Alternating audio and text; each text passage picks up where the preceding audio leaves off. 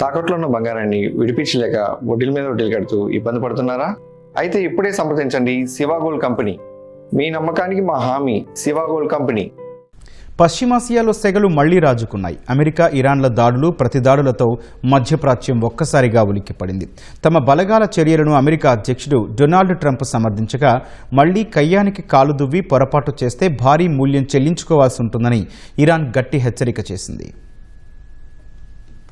పశ్చిమాసియాలో మళ్లీ నెలకొన్న ఉద్రిక్తతలపై అమెరికా అధ్యక్షుడు డొనాల్డ్ ట్రంప్ స్పందించారు. ఇరాన్పై అమెరికా దాడులను ట్రంప్ సమర్థించారు. అమెరికా సైనిక చర్యల వల్లే సుదీర్ఘ ఘర్షణలు తప్పాయని వ్యాఖ్యానించారు. ఇరాన్కు ఇంకా ప్రతిదాడి చేసే సత్తా ఉందని హెచ్చరించారు. ఒకవేళ వాషింగ్టన్ స్పందించి ఉండకపోతే ఈ ఘర్షణలు ఇంకా కొనసాగి ఉండేవని చెప్పారు. ప్రస్తుతం ఇరాన్ గెలిచే స్థితిలో లేకపోయినప్పటికీ దాడులు చేసే సామర్థ్యం ఇంకా ఉందన్నారు. ఈ సందర్భంగా హర్ముజ్ జలసంధిలో ఇటీవల జరిగిన దాడిని ట్రంప్ ప్రస్తావించారు.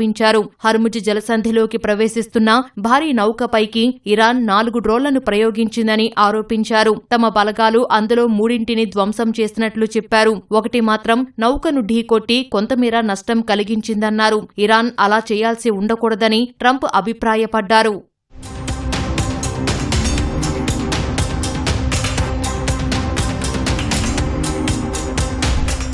అమెరికా దాడులకు ప్రతీకారంగా ఇరాన్ కూడా ప్రతిదాడులు చేసినట్లు తెలుస్తోంది. మధ్యప్రాచ్యంలో అమెరికా స్థావరాలు లక్ష్యంగా Islamic revolutionary guard corps IRGC దాడులు చేసినట్లు అంతర్జాతీయ కథనాలు పేర్కొన్నాయి. యుఎస్ దాడి చేసిన కాసేపటికే అమెరికా సైనిక స్థావరాలను లక్ష్యంగా చేసుకుని దాడులకు దిగినట్లు సమాచారం. అమెరికా దాడులను ట్రంప్ సమర్థించుకున్న తరుణంలో ఇరాన్ సుప్రీం లీడర్ సైనిక సలహాదారు మొహిసెన్ రెజాయ్ తీవ్ర హెచ్చరిక చేశారు. మళ్లీ ఘర్షణలు తలెత్తితే అమెరికా భారీ ప్రాణనష్టాన్ని చూడాల్సి ఉంటుందని హెచ్చరించారు. ఈసారి తాము యుద్ధంలో కొత్త సామర్థ్యాలను ప్రవేశపెడతామన్నారు. శత్రువు పొరపాటు చేస్తే తదుపరి యుద్ధం గతంలో జరిగినట్లు అస్సలు ఉండబోదని తేల్చి చెప్పారు. ఈ విషయం ట్రంప్ తెలుసుకోవాలని రెజాయ్ స్పష్టం చేశారు. భద్రత కోసం అమెరికాపై ఆధారపడొద్దని గల్ఫ్ కోఆపరేషన్ కౌన్సిల్ జీసీసీ దేశాలను హెచ్చరించారు. ప్రాంతీయ భద్రతకు ఏకైక నమ్మకమైన మార్గం అమెరికాకు దూరంగా ఉండటమేనని రెజాయ్ హితవు పలికారు.